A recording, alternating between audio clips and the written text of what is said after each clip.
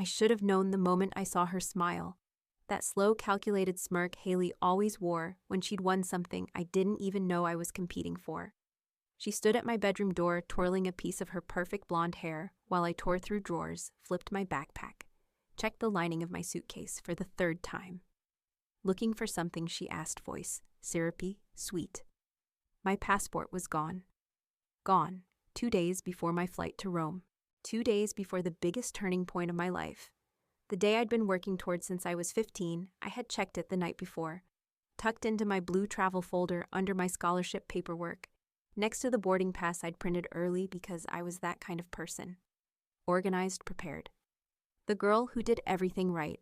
And still here I was on my knees beside my bed, heart pounding, as my little sister stood in the doorway, pretending she didn't know exactly what I was looking for. Maybe it was stupid to think she'd ever let me leave quietly. You know, she added, shifting her weight. Maybe this is a sign. Maybe you're not supposed to go. I didn't respond. Not yet. Not until I was sure. I opened the bottom drawer. The folder was there.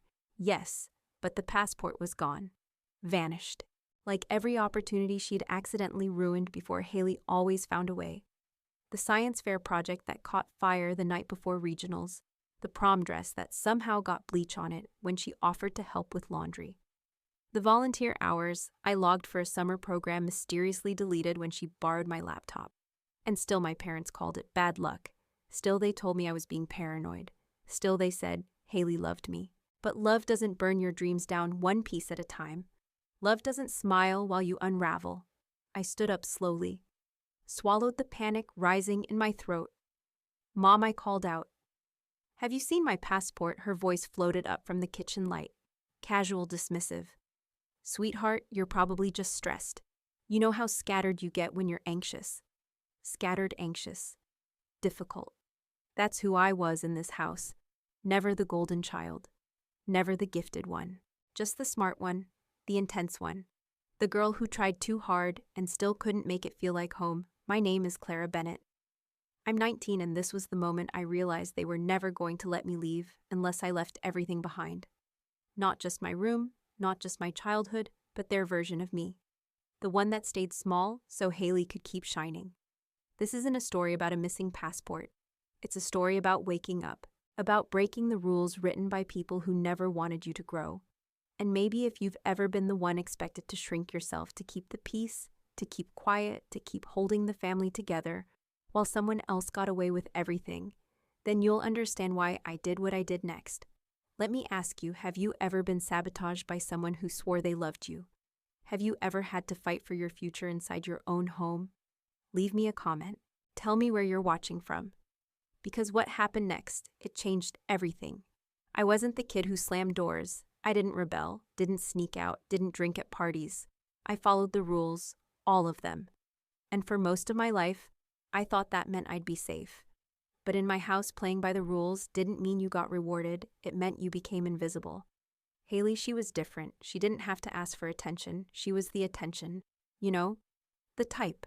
Golden hair, golden voice, golden girl. She was the daughter people adored in grocery stores. The one teachers always raved about, even when I was the one with the higher grades. She has such presence, they'd say. She just lights up the room. Meanwhile, I was the one who did the work. Quietly, consistently. While they forgot I was in the room at all, Mom called it balance. Hailey shines on the outside. Clara shines on the inside. What she meant was, Hailey gets the spotlight. You stay in the wings. Dad called it God's design, that everyone has their role in the family. Not everyone's meant to be seen. He told me once, some people support from behind. I was 15, and I believed him. I stopped inviting them to things. Stopped asking for validation. Stopped hoping they'd show up, but I never stopped dreaming. Rome wasn't a whim. It wasn't a runaway fantasy or some escape plan scribbled in the margins of a journal. It was the result of 5 years of grinding when no one was watching. Of applying to internships, volunteering on local campaigns, building a portfolio so detailed and airtight, even my name couldn't be ignored. The Global Policy Youth Fellowship wasn't just competitive. It was near impossible to get 12 students selected from over 10,000 applicants. An entire semester in Rome with diplomats, NGO leaders, global strategists, full ride housing stipend, travel included. It was the kind of thing they make movies about. And I got in. But I didn't tell anyone. Not at first, because I knew what would happen. They'd say it was too far, too dangerous, too much. They'd say I wasn't ready, and Hailey would find a way to ruin it. Not with fire and fury, with smiles, with accidents. She'd already shown me how far she could go. There was the time I prepped for a statewide youth summit. Weeks of work, and my speech files were mysteriously deleted. The morning of the event, I had saved them in 2 places.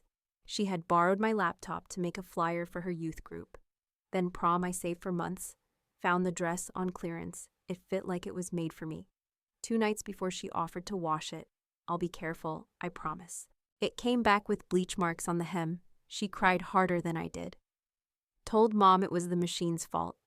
Told me I was too sensitive, and every single time they believed her. Because Hailey wasn't just loved. She was protected by their excuses, by their softness. By the version of her they needed to believe was perfect. And me, I was the serious one. The intense one. The girl who just couldn't let things go. So when the acceptance letter came, I kept it to myself. I printed it, folded it neatly into a folder with my passport, boarding pass, travel itinerary. I checked it every single night before bed. My little secret, my salvation. And then 48 hours before I was supposed to leave, the folder was there. The papers were there. The passport was gone, I knew immediately. There was no dramatic reveal, no sudden panic, just cold silence in my stomach. Because I'd seen this movie before, I knew how it ended, and I knew exactly who had written the script. Hailey didn't need to confess. She just leaned against my doorway with that smug smile, watching me spiral, the same way she always had. And when I finally asked her, just to be sure, she didn't deny it. She didn't confirm it either. She just said, "Maybe this is God's way of telling you to stay." That's when I knew they weren't going to stop her. They never had, and they never would. If I wanted this, if I wanted to take back anything for myself, I'd have to stop playing the quiet, obedient daughter. I'd have to become someone they didn't see coming. Downstairs, they were waiting. As if they already knew the moment was coming, Dad sat in his recliner, flipping channels like he didn't care. Mom was curled on the couch with her devotional open, but untouched, and Hailey. She was perched on the armrest beside Mom, looking innocent, or trying to. Her eyes were dry, but her voice was already trembling. "I just want her to be okay," she said softly as I walked into the room. "She's been acting really unstable lately." I stopped in the doorway. Didn't sit, didn't speak. Dad turned down the volume. "Clara, we need to talk." "Of course we did. I'm going to Rome." I said I've already made arrangements. "Without a passport?" he asked, tilting his head like I was being childish. "I'm handling it," I replied. Mom folded her hands, her tone gentle, in the way that always made me feel like I was the unreasonable one. "Honey, maybe this is a blessing in disguise," she said. "Maybe God is closing a door for your own good," I blinked. Was that supposed to comfort me? "I earned this scholarship," I said, more to myself than them. "I was chosen out of thousands." Hailey sniffled beside her. "Ever since I got asked to be youth leader, she's been acting like everything's a competition." "This isn't about you," I snapped, voice low and cold. "You took my passport, Clara." Mom gasped. Her hand shot out to comfort Hailey, as if she were the one under attack. "Again, I'm not making this up," I continued. "But even if I were you, all have spent so long expecting the worst from me, it probably wouldn't make a difference." "That's enough," Dad cut in. His voice was sharp. "Final, go to your room until you can speak respectfully." "No," I said, and this time I felt it. A stillness in me, not rage, not panic, just something done. I'm tired of being treated like the unstable one when she's the one who plays games. I'm tired of being told to be quiet while you let her walk all over everything I've worked for. Hailey stood. Her face twisted, fake tears. "Ready, I never touched your passport. You're just trying to blame someone because you lost it." "I didn't lose it," I said. "I triple-checked it the night before. I know where I left it." Dad stood up too. "You're being dramatic," I smiled, but it didn't reach my eyes. "You remember my science fair project, the one that caught fire the night before. Regionals, I saw her in the garage, with matches. Remember my prom dress? She offered to wash it. It came back bleached. That was an accident," Hailey shouted. I turned to Mom. You've always believed her. No matter what she does, you protect her. And me. I'm the difficult one. I'm the disappointment. Mom stood now too. Her voice dropped an octave, that righteous tone that always meant I was about to be corrected. Clara, you're creating division in this family. Maybe you need to pray about where your heart is. My hands were shaking, but not from fear. From release, maybe I do, I said quietly. Maybe I need to talk to God about why He gave me a family that only loves me when I'm small. The silence that followed was thick and heavy. Dad pointed toward the stairs. Go now, I turned to leave. Then paused in the doorway. You want to know something funny? They looked up. When I found out my passport was missing, I didn't panic because I had a feeling. So I applied for a replacement months ago. Hailey's face paled. Mom's mouth dropped open. Dad frowned. When I pulled out my phone, showed them the photo. Me at the passport office, March 15th. Here's the receipt. Here's the delivery confirmation. It arrived in May. Hailey stepped forward, furious. You're bluffing. I looked her dead in the eye. No, I'm done bluffing. I turned for the stairs again. I'll be gone before sunrise. Where's the new passport? Dad demanded. I smiled over my shoulder. Somewhere safe where none of you can touch it. Then I disappeared up the stairs and closed the door behind me.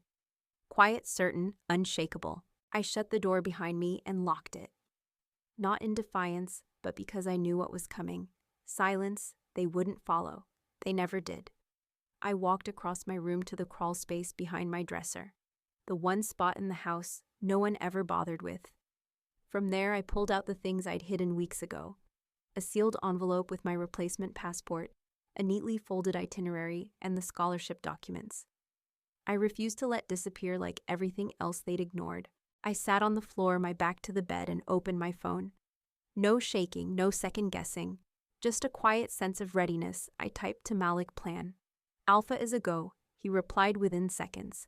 Backup passport ready. Outside by 4:45. You sure you're good? I looked around my room at the bookshelf filled with awards no one ever mentioned at the desk, where I'd stayed up late writing essays by candlelight at the cross. Mom hung above my bed for protection. I thought about every version of myself I'd had to shrink to survive in this house. And then I replied, better than ever. Across the backyard, I could see into Hailey's room.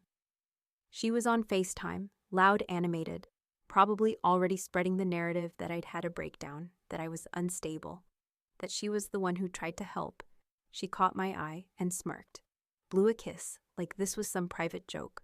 Only we understood. I didn't flinch, not anymore. At 9:50 p.m., I left my room slow on purpose, let my footsteps drag down the hallway, down the stairs, let them hear the hesitation they expected. They were still in the living room, Dad in his recliner, watching sports highlights. Mom curled up with her Bible, pretending not to be listening. Hailey had retreated somewhere, maybe to write a sob story in her journal. I stood there a moment, then softly asked, "Can we talk?" Mom looked up quickly. "Of course, sweetheart." She patted the couch beside her, her voice overly warm, like we were just clearing up a small misunderstanding. Dad muted the TV. "I've been thinking." I said, "I never told you. I actually lost my passport months ago. Back in March, right after I got the scholarship email." Dad sat up. "Months ago." I nodded, letting my voice sound just the right amount of ashamed. I didn't want to tell anyone. I was embarrassed. I thought if I prayed hard enough, maybe it would turn up. Mom frowned. "But the letter came last week." I pulled up my email and showed her. "It came in February." I waited. There was a pause, a long one. I watched the weight of my words settle into the silence. Dad's eyes narrowed. "So you lied to us?" I met his gaze. Like how Hailey's lying about the passport before they could respond. Hailey appeared in the doorway. "She's making it up," she snapped, eyes wide and voice high-pitched. "She's trying to blame me for everything." "I'm not making anything up," I said. Standing now, I'm just done pretending I don't see what's been happening for years. Mom stood too, her voice shaking with that sharp edge of authority. "Clara, apologize to your sister." "Right now." "No," I said. And I meant it. I'm done apologizing for breathing wrong in this house. Dad slammed his palm on the coffee table. "Go to your room." I started to walk, then paused. "You want to know something funny?" I said quietly. "When I found out the passport was missing, I applied for a new one the next day." Their faces froze. I reached into my pocket, pulled out my phone again. Here's the photo at the passport office, March 15th. Here's the receipt and here's the tracking delivered in May. Hailey's voice broke. You're bluffing, I met her eyes and didn't blink. No, I just stopped letting you win. Dad took a step toward me. If you've got another passport, where is it? I smiled.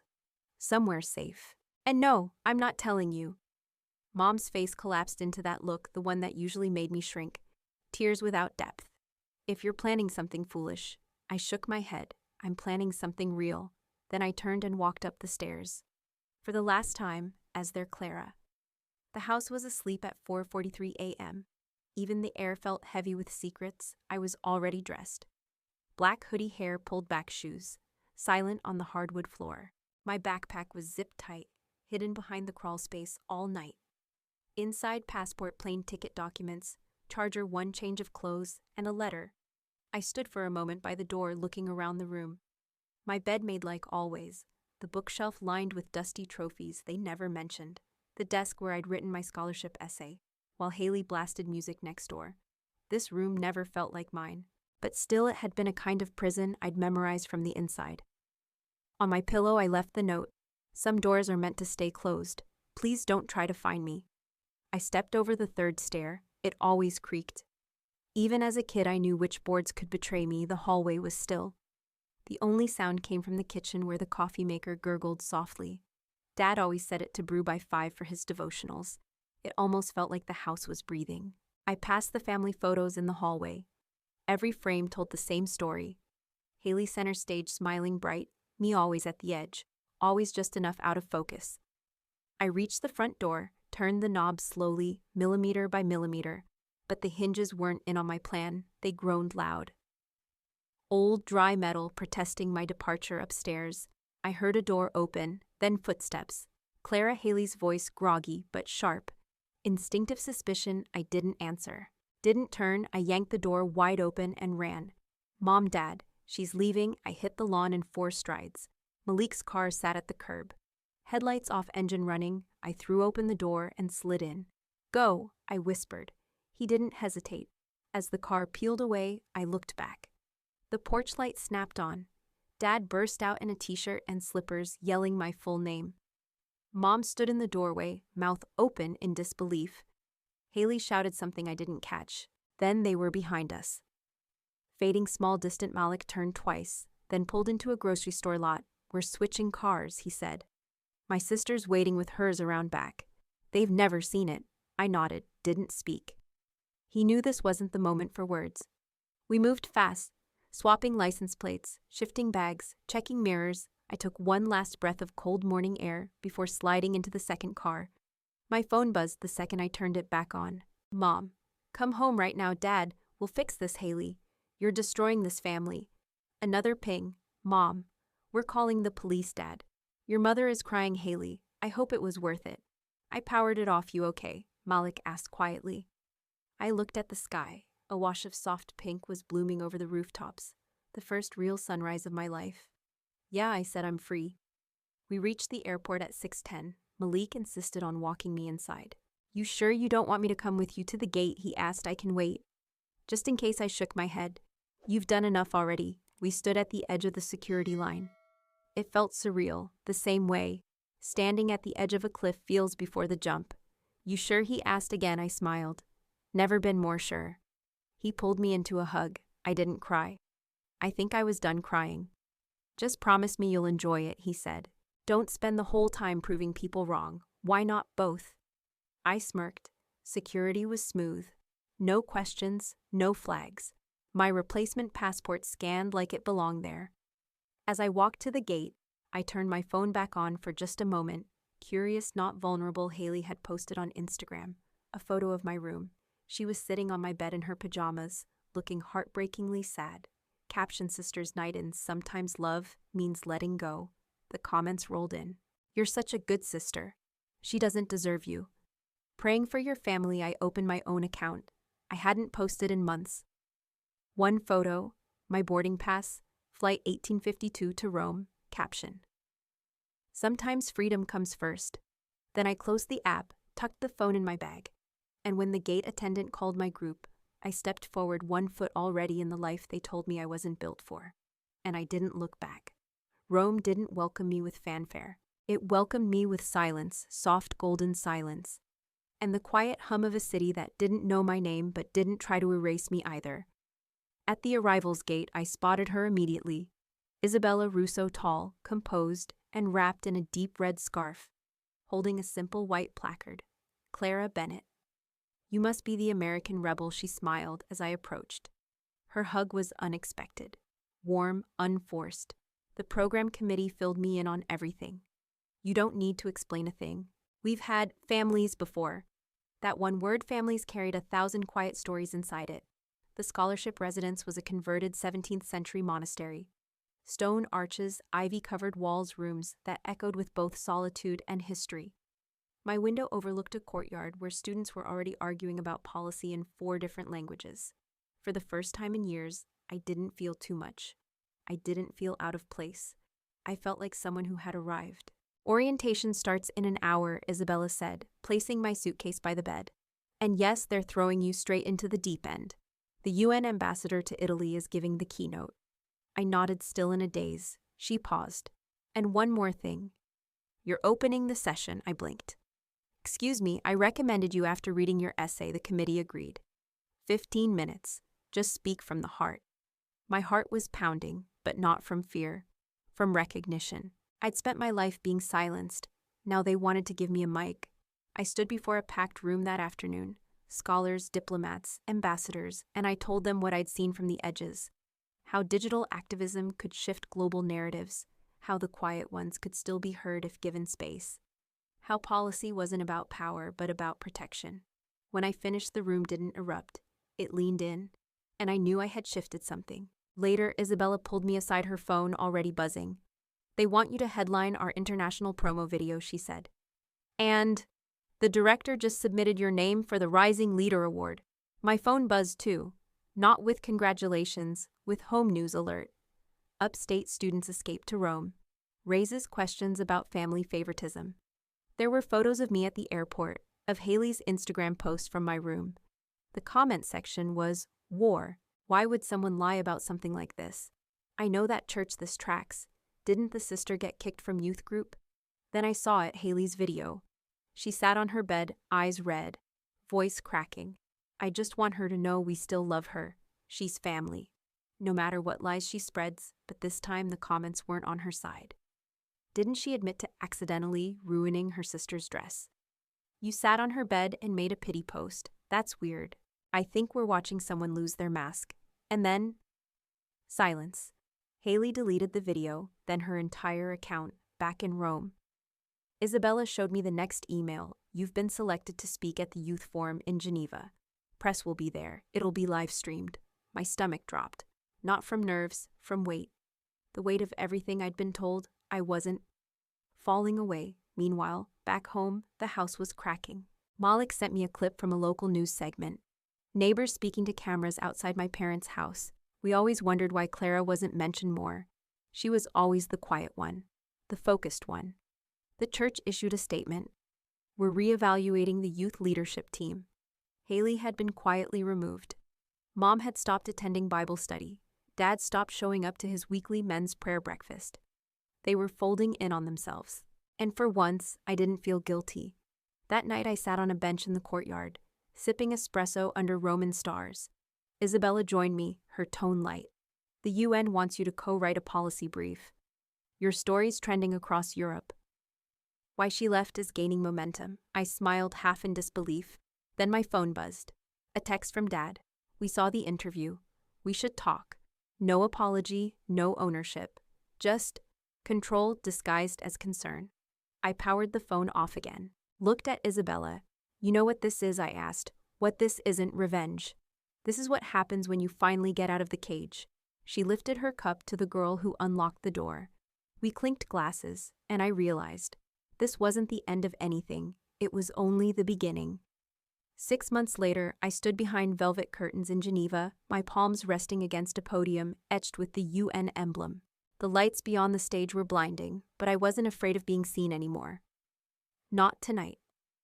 Not after everything. A few feet away, Isabella was adjusting my mic. "You're closing the summit," she whispered. "Every major outlet is watching, including some people back home." I smiled without blinking.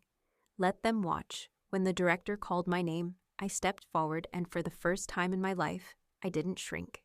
I spoke into a room filled with diplomats, scholars, and strangers who believed in my voice more than my family ever had. Success stories often begin with, "I had a dream." Mine began with, "I had a backup passport." Soft laughter rippled through the crowd. I continued. We often talk about toxic people, but we don't talk enough about toxic love. The kind that demands your silence, calls your ambition, disobedience, and cloaks control in the language of protection. I paused. Let the silence stretch. Let the truth settle. They told me I was running away. What I was really doing was choosing myself. The applause came like a wave, but I didn't cry. Not for them. Later that night on the balcony of the hotel, Isabella handed me a glass of champagne. The Geneva skyline sparkled behind her. To freedom, she asked. I shook my head gently, to never asking for permission again. My phone buzzed on the table beside us. Another message from my parents. "We hope you find what you're looking for." I didn't respond. I didn't need to. Because the truth is, I'd already found it. Not in awards or speeches or press headlines, but in the girl who stood at her front door at 4:45 a.m., backpack strapped, fear pulsing in her chest, and walked out anyway. That girl saved me. And now I get to live for her. Sometimes the greatest revenge isn't making them regret losing you. It's living a life so full, so free, that they no longer get to narrate your worth. You don't owe anyone your silence, your smallness, your seat in the shadows. Choose yourself. Choose boldly. Choose without apology. And when they ask how you did it, how you made it all the way without them, tell them this: I stopped asking who I was allowed to become.